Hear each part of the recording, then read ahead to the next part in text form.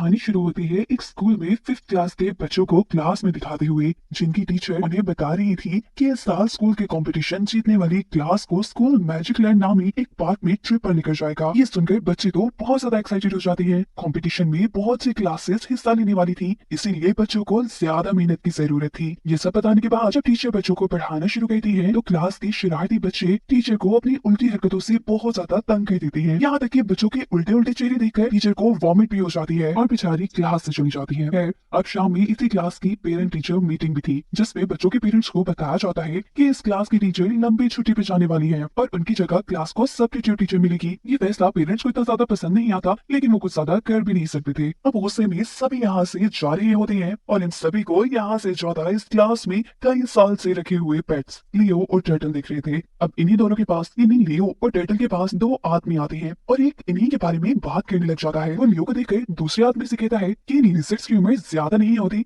लगभग 75 साल ही जी पाती है ये लोग, और इसे देखकर तो मुझे लग रहा है कि शायद इसकी उम्र पूरी होने वाली है। ये सब सुनते ही बेचारा लियो तो बहुत ज्यादा परेशान हो चुका था। वो अपने दोस्त टर्टल को बताता है कि मैं 1949 में पैदा हुआ था, तब से अब तक कितना टाइम हुआ होगा। टर्टल कहता है कि उम्र का अंदाजा लगाने के लिए हमें सारे सालों को जमा करना पड़ेगा, यानी ऐड करना पड़ेगा, और ये सब तो सेकंड क्लास में सिखाते हैं और हम तो कितने सालों से 5th क्लास के अंदर ही है। लियो बहुत कोशिश करता है कि वो खुद अपनी उम्र काउंट कर सके, लेकिन जब वो ऐसा नहीं करता तब उसके दिमाग में एक आइडिया आता है। वो अपने खेत से बाहर निकल के एक फायर बैल ऑन कर देता है। ऐसा करने से सभी को लगता है कि स्कूल में कहीं आग लग गई। इमरजेंसी की सूरत में सभी क्लासेस में रखे हुए पेट्स को ग्राउंड में लेके आया जाता है, जहाँ पर लियो सेकंड क्लास के पेट रैबिट से मिल लेता है और उससे पूछता है कि बताओ, अगर मैं 1949 में पैदा हुआ तो अब तक मैं कितने साल का हुआ। सेकंड क्लास का पेट रैबिट जल्दी से उसको उसकी उम्र काउंट करके बता देता है कि तुम अब 74 इयर्स के हो गए हो। ये सुनते ही लियो बहुत ज्यादा परेशान हो जाता है। लियो ने जिस प्लान के तहत फायर बेल बजाई थी, उस प्लान से लियो को लियो की उम्र तो पता चल गई थी, पर अब लियो बहुत ज्यादा परेशान था। उसके सभी सपने टूट चुके थे। वो इस खेत से बाहर जाकर पूरी दुनिया घूमना चाहता था, पर अब वो ये कैसे कर सकता था, क्योंकि अब उसके दिमाग में था कि वो जल्द ही मर जाएगा। उसका दोस्त टर्टल उसे समझाता भी है कि यार लियो, तुम्हारी इतनी जल्दी मौत नहीं होगी, तुम रिलैक्स हो जाओ और हाँ, थोड़ी योगा शोगा किया करो, इससे उम्र लंबी होती है। पर लियो को तो किसी की किसी बात पे यकीन नहीं था। इन्हीं बातों के दौरान इस क्लास के अंदर आ जाती है एक दूसरी टीचर, जो सभी बच्चों को बहुत ज्यादा डरावनी लग रही है, क्योंकि आते साथ ही उन्होंने बच्चों को डांटना शुरू कर दिया था। वो बच्चों से कहती है कि तुम सभी बच्चों को जिम्मेदार बनना चाहिए, तुम्हें पता होना चाहिए कि रिस्पॉन्सिबिलिटीज कैसे उठाई जाती है। इसलिए मैं आज एक टास्क लेके आई हूँ, तुम में से कोई एक बच्चा आज किसी एक पेट को अपने घर लेकर जाएगा और उसका ख्याल रखेगा। ये सुनते ही लियो तो बहुत ज्यादा खुश हो जाता है। वो टर्टल से कहता है, देखा ना, शायद मेरे सपने पूरे होने वाले हैं। अगर कोई बच्चा मुझे घर ले गया तो मैं उसके घर से भाग जाऊंगा और फिर जंगलों में जाऊंगा और वहाँ की सैर करूंगा। टर्टल उसे बताता है कि तुम जंगल में नहीं रह सकते, तुम एक पेट हो, जंगली तो तुम्हें मार खाएंगे। यही पेट टीचर अब सभी बच्चों पे गुस्सा करते हुए कहती है, बताओ कौन लेकर जाएगा पेट को घर। जिस पर समर नामी एक लड़की कहती है, मैं लेकर जाऊंगी। समर अपने घर लेकर जाने के लिए लियो को चुनती है और लियो का भी प्लान एक स्टेप आगे बढ़ जाता है। लियो अब समर के घर आ चुका था। वो खुला पिंजरा और खुली खिड़की देखकर इस मौके को अपना गोल्डन चांस मानते हुए यहाँ से भागने की ट्राई करता है, लेकिन लियो इतना ज्यादा स्लो था कि रात होने तक तो वो सिर्फ खिड़की तक पहुंच पाया था और समर के अंदर आते ही उसका सारा प्लान भी फेल हो चुका था। वो जो खिड़की के पर्दे पे था, समर की खिड़की को हिलाने की वजह से वो खिड़की के पर्दे से एक साइड टेबल पे जाके गिरता है, जिसे देखकर समर थोड़ा डर जाती है। समर अब बहुत सारी बातें करती है और उसकी बातों के दौरान लियो भी उसके साथ बोल पड़ता है। इसका मतलब कि सबसे अमेजिंग बात ये थी कि लियो इंसानों से बातें कर सकता था। समर एक मरतबा तो लियो को बातें करता देखकर थोड़ा और डर जाती है, पर लियो यहाँ उसे समझाता है, नहीं डरो मुझसे, मैं तो अच्छा हूँ और तुम मेरी बातें इस वजह से समझ पा रही हो क्योंकि तुम स्पेशल हो। ये सुनकर समर बहुत ज्यादा खुश हो जाती है और उससे बहुत सी बातें करने लगती है। समर की तो बक बक खत्म ही नहीं हो रही थी। तब लियो उसके होठों पे उंगली रख के उसे चुप करवाता है और कहता है कि तुम्हें दूसरों को भी बोलने का मौका देना चाहिए, तुम दूसरों से सवाल किया करो ताकि दूसरे तुम्हारे साथ बातें करें। ऐसा करने से बच्चे तुम्हारे दोस्त बनेंगे, तुम सबको पसंद आने लगोगी। अगले दिन समर लियो को वापस स्कूल ले आती है और लियो को उसके टर्टल दोस्त के साथ ग्लास के जार में रख देती है। टर्टल उसे देखकर उसका मजाक उड़ाने लगता है, अरे वाह, तुम तो 2 दिन में ही पूरी दुनिया घुमाए, क्या हो गए तुम्हारे सपने पूरे। लियो उसकी बातों पे ज्यादा ध्यान नहीं देता क्योंकि आज वो काफी खुश था। ये दिखाया जाता है कि 5th क्लास के सारे बच्चों पे ये नई टीचर बहुत ज्यादा सख्ती करने लगी थी। उनको पढ़ने के लिए इतना होमवर्क दिया करती थी कि बेचारे बच्चों के बैग में जगह भी नहीं रहती थी। लेकिन दूसरी तरफ अच्छी बात ये थी कि समर के अंदर थोड़ी सी चेंजेस आ रही थी। जहाँ समर का कोई दोस्त नहीं बनता था, वही समर अब लोगों से सवाल करने लगी थी। वो अब जब बच्चों की सुनने लगी थी तो जल्दी बच्चे उसे पसंद भी करने लग जाती है और उसके फ्रेंड भी बनने लग जाती है। ऐसा होते देख लियो और समर एक दूसरे को आंख मारती है, ऐसे जैसे उनका कोई प्लान पूरा हो गया हो। अब अगले दिन दोबारा मिस मैल्किन यानी 5th क्लास की टीचर बच्चों से कहती है कि दोबारा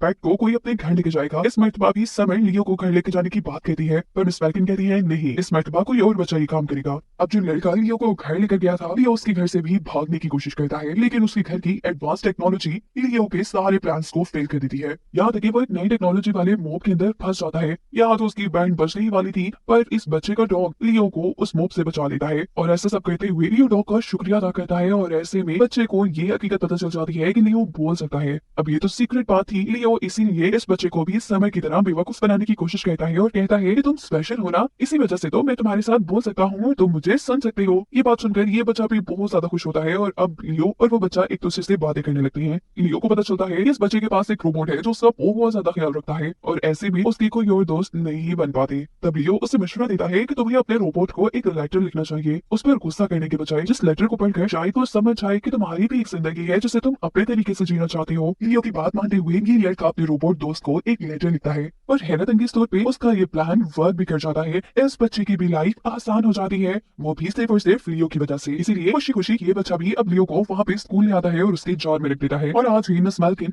एक नए बच्चे को लियो को अपने घर लेके जाने को कहती है और आज एक बहुत ज्यादा अमीर लड़की लियो को अपने घर ले आती है। यहाँ आते ही लियो खुद ही इस लड़की से बातें करने लग जाता है क्योंकि अब उसे बच्चों से बात करने में मजा आने लगा था। ये लड़का जेडा से भी यही कहता है कि तुम स्पेशल हो ना, इसीलिए मैं तुमसे भी बात कर पा रहा हूँ। लियो जेडा से कहता है कि तुम बहुत ज्यादा अमीर हो और तुम अपने स्टेटस मेंटेन करने के चक्कर में हमेशा परेशान रहते हो। तुम्हें भी अपने आप को आम बच्चों की तरह समझना चाहिए और सभी बच्चों को अपने जैसा समझ के उनसे बातें करनी चाहिए और ऐसे तुम्हारे भी दोस्त बनने लगेंगे। ये जेडा नामी बच्ची भी सिर्फ इसीलिए तो परेशान थी कि कभी उसके दोस्त नहीं बन पाते थे क्योंकि कोई उसके जितना अमीर नहीं था। लेकिन अब लियो की बातों के बाद उसने सभी बच्चों को अपना दोस्त मान लिया था, इसीलिए वो सभी बच्चों को अपने बर्थडे पार्टी पे बुलाती है और सभी बच्चों से अच्छे से बात कहती है जिससे सभी बच्चे उसके अच्छे दोस्त बन जाते हैं। जेडा की बर्थडे पार्टी के अंदर लियो देखता है कि काफी सारे जानवर आए हुए थे और ये सभी जानवर कैद में थे, जिन्हें देखकर लियो बहुत ज्यादा परेशान हो जाता है क्योंकि कैद का दुख तो उससे भी पता था, आजादी की कीमत तो वो भी जानता था। इसलिए अब वो जेडा जिसकी बर्थडे पार्टी है और उसके सभी दोस्तों के साथ मिलकर यहाँ के सभी जानवरों को आजाद करवा देता है और खुद भी वो उन्हीं के साथ यहाँ से भागने ही वाला होता है कि तभी वो देखता है कि सभी बच्चे उसको लेकर काफी परेशान हैं। बच्चों के उदास चेहरे देखकर वो भागने का प्लान कैंसिल करते हुए बच्चों के पास वापस आ जाता है। इस सब के बाद लियो वापस अपने स्कूल में अपने जार के अंदर टर्टल के पास आ जाता है। दिन गुजरते हैं और ये टर्टल फील करता है कि सभी बच्चे लियो का कुछ ज्यादा ही ख्याल रख रहे हैं और इसी वजह से ये टर्टल समझ आता है कि लियो सभी बच्चों से बात कहता है। तब लियो टर्टल को सच्चाई बता देता है और कहता है हाँ, मैंने बच्चों से बात की और मैंने सभी बच्चों के प्रॉब्लम सॉल्व कर दिए, इसीलिए बच्चे अब खुश रहने लगे हैं। और आज फिर वो दिन आता है जब मिस माल्किन कहती है कि आज दोबारा किसी पेट को बच्चे अपने घर लेके जाएंगे। सभी बच्चे लियो के लिए हाथ उठा लेते हैं और मिस माल्किन कहती है नहीं, आज नहीं, तुम सभी हमेशा लियो को ही अपने घर लेकर जाते हो, आज कोई टर्टल को अपने घर लेकर जाएगा। जिसपे सभी बच्चे मना कर देते हैं और तब मिस माल्किन कहती है ठीक है, अब लियो को मैं उसी दिन बच्चों के साथ जाने की इजाजत दूंगी अगर तुम मेरी क्लास को स्कूल कॉम्पिटिशन में जिताओगे। ये सुनते ही दोबारा बच्चों के अंदर उम्मीद जागती है और बच्चे जी जान से मेहनत करने लग जाते हैं ताकि वो लियो को अपने घर लेकर जा सके। इसी मेहनत के दौरान एक एक करके सभी बच्चे लियो को अपने घर भी लेके गए थे और ये सारी चीजें देखकर अब टर्टल को लियो से जलसी होने लगी थी कि सारे बच्चे लियो को ही पसंद करते हैं और कोई भी टर्टल को तो पसंद ही नहीं करता था। और इसी जलसी में आज टर्टल क्या करता है कि लियो की एक वीडियो बनाता है उसी के फोन में उस टाइम की